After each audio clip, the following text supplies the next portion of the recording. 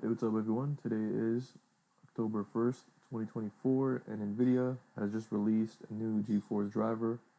This is the 565.90 Wickel Game Ready driver. So, if you have a NVIDIA GeForce graphics card, it is best to update. And now, what this new update brings for the graphics driver is you get Game Ready support for Throne and Liberty, Mech Warrior 5, Clans, also Starship Troopers, Extermination.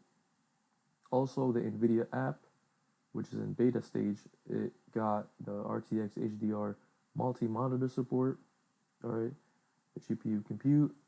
You get support for CUDA 12.7, and it fixed some minor bugs.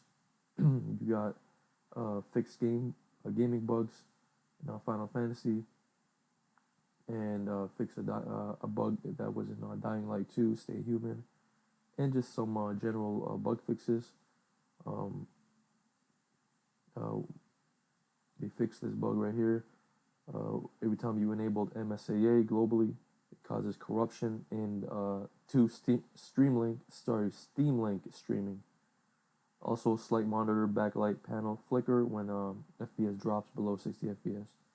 And the known issue as of right now that is publicly that they released publicly, short 3-second black screen on Alt Tab from game to desktop in Windows 11 24 H2. All right, so that's the new NVIDIA GeForce driver 565.90. All right, and it is a Windows certified driver.